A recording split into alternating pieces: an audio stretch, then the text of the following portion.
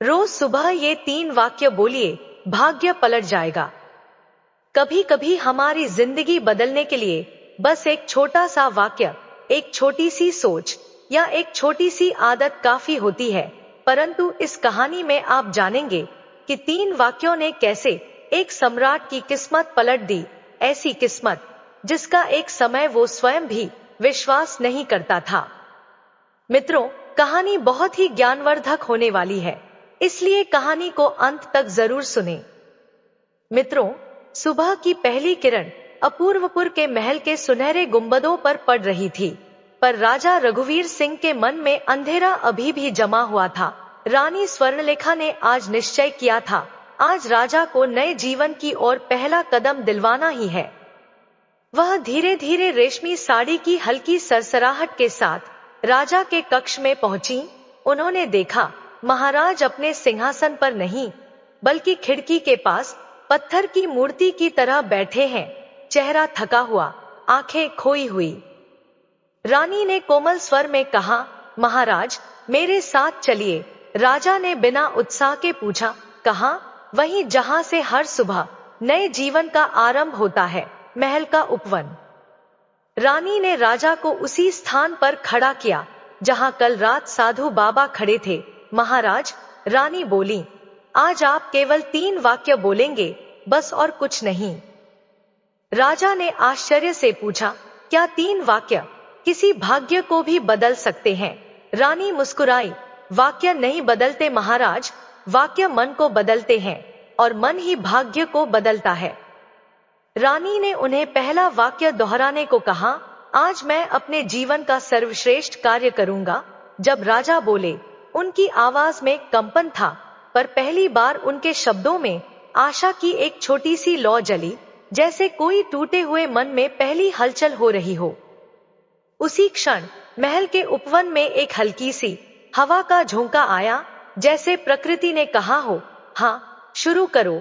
फिर रानी बोली, अब दूसरा वाक्य कहिए। राजा ने गहरी सांस ली, मेरे अंदर हर समस्या को जीतने की शक्ति है। कुछ क्षण के लिए सब कुछ शांत हो गया। पक्षियों की आवाज भी धीमी पड़ गई थी, मानो वे भी सुन रहे हों। राजा के मन में पहली बार अपने अंदर की शक्ति का आभास हुआ।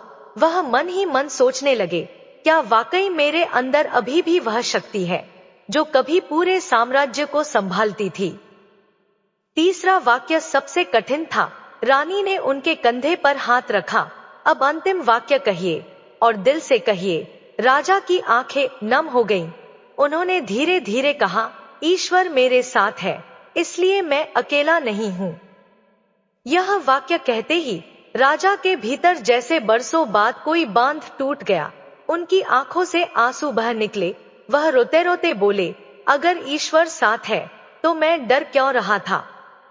रानी का मन भी भर आया, मगर उन्होंने मुस्कुराते हुए कहा, क्योंकि कभी कभी हम स्वयं को ही भूल जाते हैं महाराज, पर आज आपने खुद को फिर से पहचान लिया है। उस दिन राजा ने वर्षों बाद पहली बार सिंहासन पर बैठकर निर्णय लिए, दरबार में मजबूती से बात की, सैनिकों का निरीक्षण किया, प्रजा की बातें सुनी और अपने भीतर एक नई ज्वाला महसूस की। दरबारियों ने फुसफुसाकर कहा, क्या यह वही राजा है जो कुछ दिन पहले टूट चुका था? रानी ने भीतर ही भीतर सोचा, यह तो बस शुरुआत है। रात को राजा ने अपने कक्ष की खिड़की से तारों को देखा और मन ही मन दोहराया, मैं अकेला नहीं हूं। उन्हें लगा जैसे तारे भी मुस्कुरा रहे हों। यही वह रात थी जब राजा के जीवन में भाग्य का नया अध्याय धीरे धीरे लिखना शुरू हुआ। अगले दिन सुबह जैसे ही महल की छतों पर सूरज की रोशनी फैली, पूरा अपूर्वपुर मानो किसी अदृश्य ऊर्जा से भर उठा। हवा भी हल्की थी, पर उसके बहने में जैसे एक संदेश छिपा था, कुछ अच्छा होने वाला है। राजा रघुवीर सिंह ने जागते ही वह 3 वाक्य दोहराए, धीरे धीरे लेकिन दृढ़ता के साथ, और जैसे ही तीसरा वाक्य पूरा हुआ, उनके भीतर एक हल्का सा कंपन हुआ, मानो मन ने कह दिया हो, आज कुछ बदलेगा। जब राजा दरबार में पहुंचे, वहां का वातावरण हमेशा की तरह भारी नहीं था। जहां पहले डर, तनाव और बेचैनी का माहौल रहता था। आज वहां एक अजीब सी शांति थी। दरबारियों ने राजा को देखा तो आपस में फुसफुसाए, आज महाराज के चेहरे पर जो चमक है वह कई महीनों बाद दिखी है। मंत्री, सैनिक, सेनापति सब उनकी ओर नए सम्मान से देखने लगे। उनके कदम अब कमजोर नहीं, दृढ़ थे। उनकी आंखों में खोया हुआ तेज लौट आया था। राजा ने सिंहासन पर बैठकर गहरी आवाज में कहा, आज किसकी शिकायत सुननी है? दीवान ने कहा, महाराज, सीमाई प्रांत उत्तर संपत से संदेश आया है। विद्रोही नेता सराकर ने कहा है कि वे आत्मसमर्पण करना चाहते हैं। दरबार एकदम स्तब्ध। यह वही विद्रोही थे जिन्होंने पिछले 6 महीनों से राज्य को अस्थिर किया था। कई सैनिकों ने जान गंवाई थी, कई गांव जलाए गए थे। एक मंत्री बोला, महाराज, हो सकता है यह छल हो, वे धोखे से हमला भी कर सकते हैं। राजा ने एक क्षण आंखें बंद की और मन ही मन वे 3 वाक्य दोहराए। फिर बोले, हम डरकर नहीं, साहस से निर्णय लेंगे। यह उन 3 वाक्यों का प्रत्यक्ष प्रभाव था। पहले राजा ऐसे कठोर निर्णय लेने से डरते थे, लेकिन आज उनके भीतर अलग ही मजबूती थी। उसी समय एक सैनिक तेजी से अंदर आया। महाराज, महल के बाहर एक अजीब घटना हुई है। राजा ने पूछा, क्या हुआ? सैनिक बोला, जो घोड़ा पिछले कई दिनों से बीमार था, जिसके बारे में वैद्य ने कहा था कि वह शायद ना बचे, वह आज सुबह अचानक स्वस्थ होकर दौड़ने लगा। दरबार में हल्की हलचल फैल गई। मंत्री बोले, कई महीनों से ऐसी शुभ घटना नहीं हुई थी। एक बूढ़ा दरबारी बोला, शुभ संकेत है महाराज, भाग्य आपकी ओर लौट रहा है। राजा सुन तो रहे थे, पर उनका मन यह समझना चाहता था, क्या सच में कुछ बदल रहा है या यह सिर्फ संयोग है। उसी दोपहर राजमहल के बाहर सैनिक एक दूसरे से कह रहे थे, क्या तुमने आज राजा को देखा? हाँ, मानो वह फिर से वही पुराने रघुवीर बन गए हों। उनकी आवाज में दृढ़ता थी। हमारी पंक्तियों के पास जाकर उन्होंने सैनिकों की आंखों में देखते हुए कहा, मैं तुम सबके साथ हूं। हमने कई महीनों से ऐसा नहीं सुना था। सैनिकों में जोश भर गया था। वे जानते थे, जब राजा मजबूत होता है तो सेना अपने आप अजेय हो जाती है। शाम को राजा अपने निजी कक्ष में गए। वहां एक पुराना दर्पण था जो उनके पिता के समय से चला आ रहा था। राजा महीनों से उसमें खुद को देखने से कतराते थे। उन्हें अपना चेहरा बोझिल, निराश और टूटा हुआ लगता था, पर आज उन्होंने उसी दर्पण में खुद को देखा और चौंक गए। चेहरे पर वही तेज, आंखों में वही चमक, खड़े होने का वही रौब जो कभी पूरा साम्राज्य झुकाकर रखता था। उन्होंने धीमे से कहा, क्या यह मैं हूं? दर्पण में खड़ा व्यक्ति मानो कह रहा था, हाँ, क्योंकि तुमने आज स्वयं को जीत लिया है। जब राजा इस बदलते हुए वातावरण को महसूस कर रहे थे, तभी एक संदिग्ध दूत महल पहुंचा। वह कांपता हुआ बोला, महाराज, यह पत्र मुझे जंगल के किनारे पड़ा मिला। इस पर आपका नाम लिखा है। राजा ने पत्र खोला। उसमें सिर्फ एक पंक्ति थी, राजा रघुवीर, भाग्य ने तुम्हारा दरवाजा खटखटाया है, खोलने की हिम्मत रखते हो। और नीचे एक प्रतीक थी, 3 लपटें। राजा ने पत्र कसकर पकड़ा। उनकी आंखें गहरी हो गईं। यह पत्र सिर्फ कोई संदेश नहीं था, बल्कि एक संकेत था, आने वाले समय में कुछ बड़ा, बहुत बड़ा होने वाला है। जब रानी कमरे में आई और पत्र देखा तो डर गईं। महाराज, यह पत्र किसने भेजा? यह प्रतीक तो भविष्यवाणी संघ का है, जिसके बारे में कहा जाता है कि वे केवल राजा के जीवन में बदलाव आने पर ही संदेश देते हैं। राजा शांत होकर बोले, जो भी हो, अब मैं भाग्य का सामना करूंगा। उन्होंने मोमबत्ती बुझाई। कमरे में अंधेरा छा गया और कहानी यहाँ रुकती है, जहाँ भाग्य पहला दस्तक दे चुका था और राजा ने उसे सुन भी लिया था। सुबह की ठंडी हवा महल के गलियारों में हल्की सरसराहट लेकर आई। पिछली रात का अजनबी पत्र उनके मन में एक सवाल छोड़ गया था। भाग्य ने दरवाजा खटखटाया है, पर असली रहस्य क्या है? दोपहर के समय महल के मुख्य दरवाजे पर एक रहस्यमयी आगंतुक प्रकट हुआ। उसकी पोशाक साधारण थी, पर आंखों में अनजानी तेजी थी। वह सीधे राजा के सामने आया और झुककर बोला, महाराज, मैं आपके लिए संदेश लाया हूँ। यह पत्र और नक्शा आपके लिए है। यह केवल तभी खुल सकता है जब आप अपने भाग्य का सामना करने के लिए तैयार हो। राजा ने उसका चेहरा गौर से देखा। तुम कौन हो और यह नक्शा कहां से आया? रहस्यमयी आगंतुक ने धीमे स्वर में कहा, महाराज, यह नक्शा आपके पूर्वजों के समय से रखा गया था। यह खजाना केवल तभी सामने आएगा जब राजा अपने डर और संदेह को पीछे छोड़ दे, और आज आपने पहला कदम उठा लिया है। रहस्यमयी आगंतुक ने राजा को एक छोटी पुरानी तांबे की पेटी दी। पेटी का ढक्कन हल्का जंग खाया हुआ था। उस पर कोई चिन्ह नहीं, केवल 3 लपटें, वे ही चिन्ह जो पत्र पर भी थे। उस आदमी ने पेटी खोली और उसके भीतर एक पुराना पीला सा नक्शा निकाला। नक्शे पर अपूर्वपुर के चारों कोनों और महल के भीतर छिपी गुफाओं को दर्शाया गया था। कुछ जगहों पर लाल निशान थे, जैसे खजाने तक पहुंचने के लिए संकेत। उस आदमी ने कहा, इस नक्शे पर छिपा है वह रहस्य जो आपके परिवार और साम्राज्य को वर्षों तक सुरक्षित रखता आया है। लेकिन ध्यान रहे, यह केवल साहस और विवेक से ही खुल सकता है। राजा ने नक्शा उठाया। उनके हाथ हल्के से कांप रहे थे, लेकिन इस बार यह डर नहीं, बल्कि उत्सुकता और उम्मीद का कांपना था। रानी ने सलाह दी, महाराज, हमें आज ही इसका अनुसरण करना चाहिए। जो कुछ भी यह छिपा हुआ है, वह न केवल आपके लिए बल्कि पूरे राज्य के लिए वरदान साबित होगा। राजा ने गहरी सांस ली। हम इसे आज ही खोजेंगे। जो भी राह दिखाएं, हमें उस पर चलना होगा। सैनिकों और दरबारियों की मदद से राजा ने गुप्त गुफा तक पहुंचने की योजना बनाई। नक्शा केवल एक संकेत था, परंतु राजा का मन अब विश्वास और साहस से भर चुका था। वे जानते थे, यह कोई साधारण खजाना नहीं, बल्कि उनके भाग्य का प्रतीक था। नक्शा राजा और रानी को महल के पुराने हिस्से में ले गया, जहां अब भूतपूर्व समय के स्मारक और वीर पूर्वजों की मूर्तियां थीं। गुफा का प्रवेश द्वार लगभग छिपा हुआ था। सिर्फ वही व्यक्ति देख सकता था जिसका मन संदेह और डर से मुक्त हो। राजा ने धीरे से दरवाजे को खोला। भारी धूल और सन्नाटा अंदर फैला हुआ था, लेकिन राजा की आंखों में डर नहीं, केवल दृढ़ता थी। रानी ने उनके हाथ थाम लिए और कहा, महाराज, भाग्य का यह पहला संकेत है।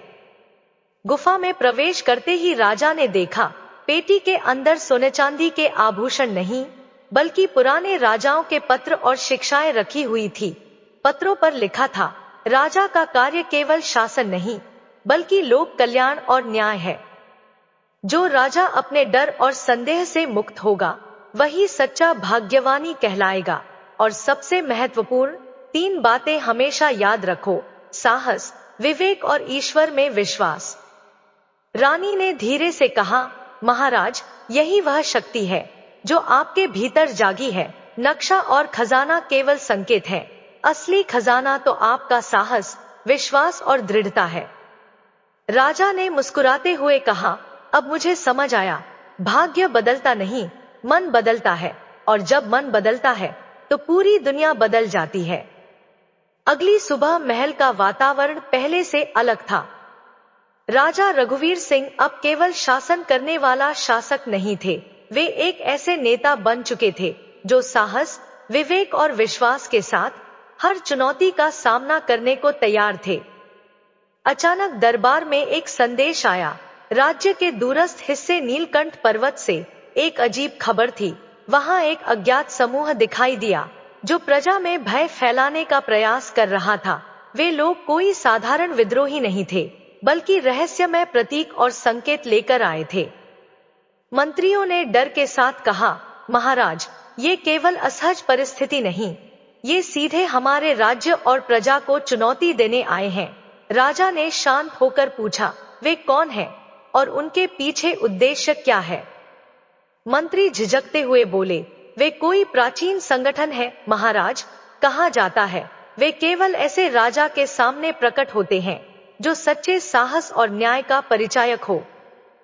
राजा के मन में वही 3 वाक्य गूंज उठे। आज मैं अपने जीवन का सर्वश्रेष्ठ कार्य करूंगा। मेरे अंदर हर समस्या को जीतने की शक्ति है। ईश्वर मेरे साथ है। राजा ने तुरंत फैसला लिया। उन्होंने आदेश दिया, सैनिकों और निष्ठावान दरबारियों को तैयार किया जाए। मैं स्वयं इस रहस्य और संकट का सामना करूंगा। सैनिकों में पहले डर था, लेकिन राजा की दृढ़ता देखकर उनमें भी साहस जाग उठा। राजा और रानी ने रात के अंधेरे में नीलकंठ पर्वत की ओर प्रस्थान किया। पर्वत की तलहटी में ऐसी गुप्त गलियां और रहस्यमय मार्ग थे, जिनके बारे में सामान्य जनता को पता नहीं था। हर मोड़ पर प्रतीक और संकेत बने थे, जो केवल राजा की समझ और साहस से ही खोले जा सकते थे। रानी स्वर्णलेखा ने राजा से कहा, महाराज, यह केवल चुनौती नहीं, यह परीक्षा है। सिर्फ भाग्य ही नहीं, आपकी बुद्धि, साहस और आत्मविश्वास भी परखा जा रहा है। राजा ने मुस्कुराते हुए उत्तर दिया, और मैं इसे पार करूंगा, क्योंकि अब डर का कोई स्थान नहीं। गलियों में राजा और रानी ने देखा कुछ अजनबी प्रतीक, जो अंधेरे में चमक रहे थे। वे प्रतीक अचानक से हलचल करने लगे, मानो किसी ने जीवन डाल दिया हो। रानी ने कहा, ये संकेत हमें सही मार्ग दिखा रहे हैं, महाराज। राजा ने साहस दिखाते हुए कदम बढ़ाया। अपरिचित प्रतीक एक रहस्यमय कक्ष की ओर ले गए, जहां पर प्राचीन पत्थरों पर उत्कीर्ण चित्र और मंत्र लिखे थे। राजा ने ध्यानपूर्वक उन्हें पढ़ा और समझ गए कि यह केवल सुरक्षा और न्याय का संदेश नहीं, बल्कि उनके भाग्य का संकेत है। रानी और राजा दोनों ने मन ही मन तय किया, अब कोई संकट, कोई रहस्य या कोई चुनौती उनके रास्ते में आए, तो वे उसे न केवल सामना करेंगे, बल्कि भाग्य को अपनी ओर करेंगे। अब संध्या का समय था। अपूर्वपुर के महल पर हल्की रोशनी और मंद हवा का संगीत फैला हुआ था। राजा रघुवीर सिंह अपने निजी कक्ष में बैठे थे। उनके मन में अब तक कई सवाल थे। यह 3 वाक्य सच में क्या शक्ति रखते हैं? उनका भाग्य बदलने का असली रहस्य क्या है? और वह अपरिचित आदमी, जो पहले नक्शा और पत्र लाया था, आखिर कौन था?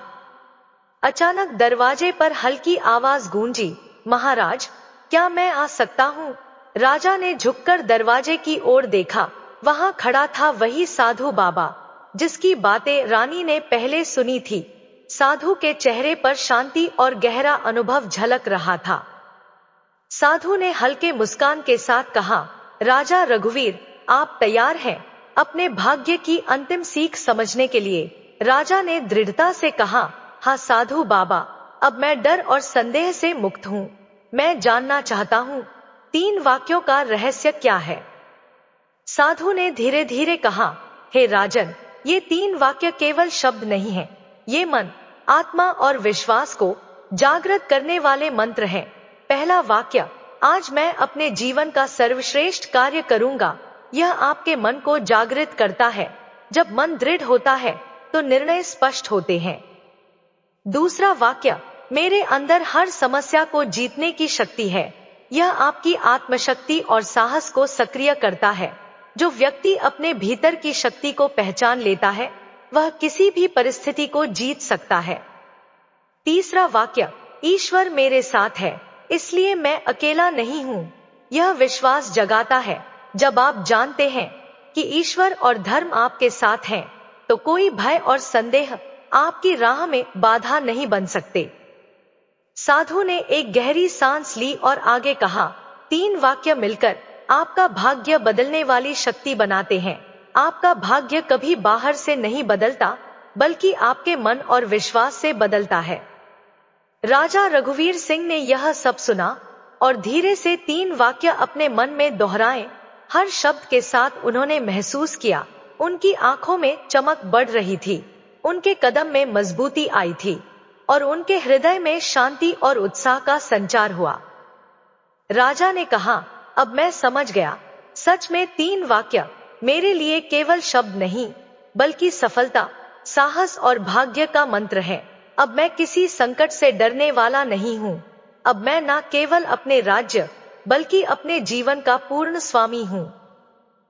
साधु ने सिर झुकाकर कहा, महाराज, यह शक्ति आपके भीतर हमेशा रहेगी, पर ध्यान रहे 3 वाक्य तभी असर करेंगे जब आप सच्चाई, धर्म और कर्म के पथ पर चलेंगे, जब आप अपने प्रजा की भलाई करेंगे, जब आप न्याय करेंगे और जब आप अपने भय और संदेह को दूर रखेंगे, तो आपका भाग्य सदैव आपके पक्ष में रहेगा।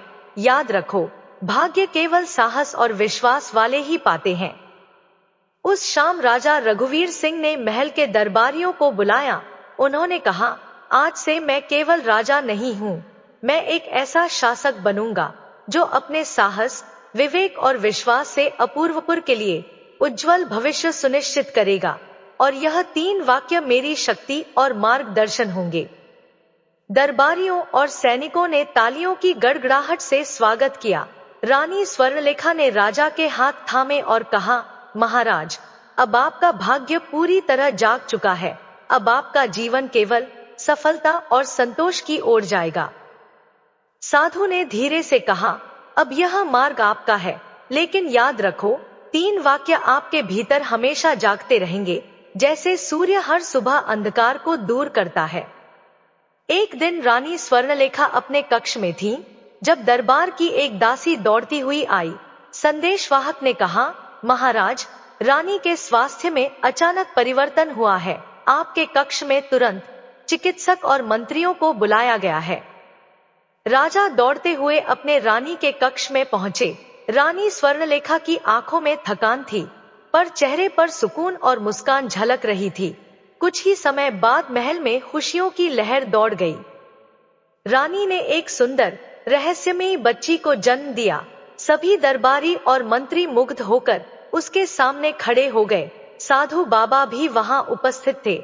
उन्होंने अपनी लंबी दाढ़ी को सहलाते हुए कहा, यह केवल एक राजकुमारी नहीं है, यह वह बच्ची है जो अपूर्वपुर के भविष्य में भाग्य और न्याय का प्रतीक बनेगी।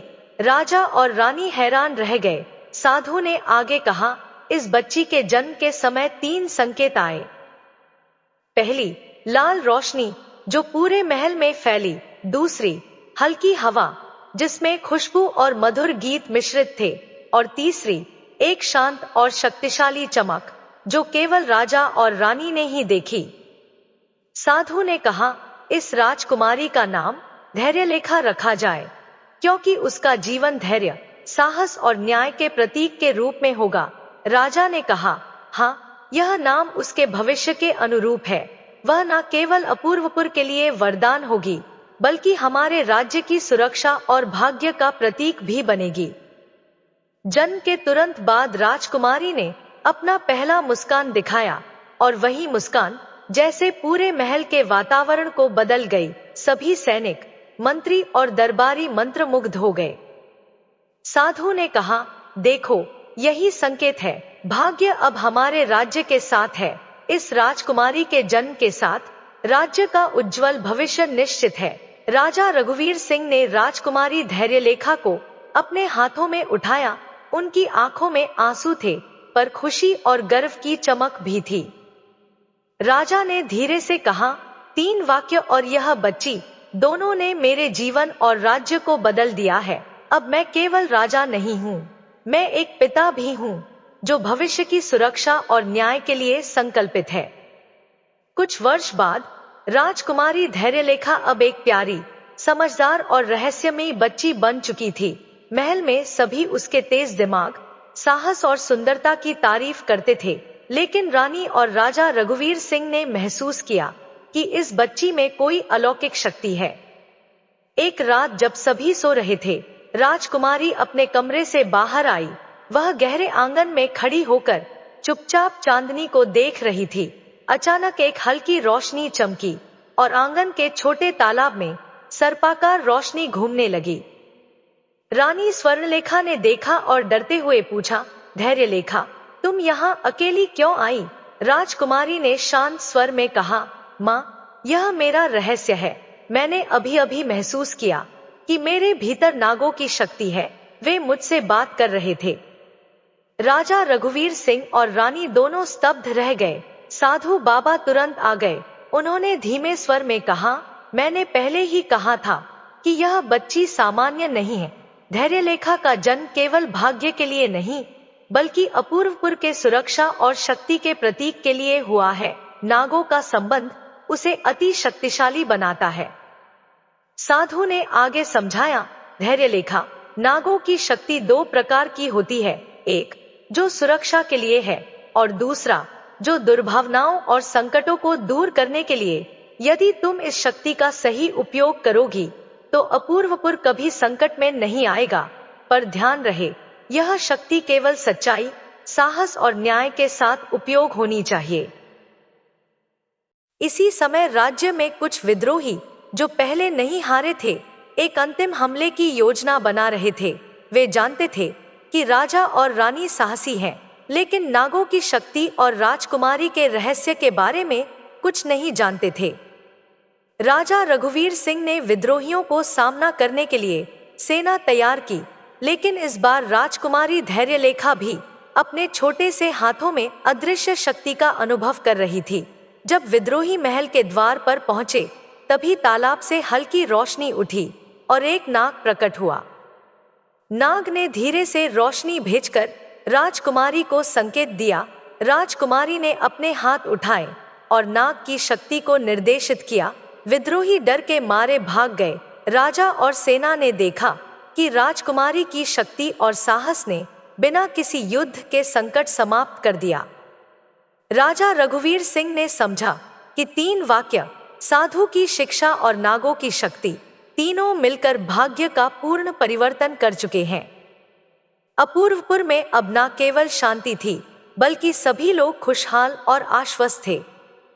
साधु बाबा ने राजा और रानी से कहा, देखो, राजकुमारी का जन्म और उसकी नागों से जुड़ी शक्ति सिर्फ आपके लिए नहीं, पूरे राज्य के लिए वरदान है।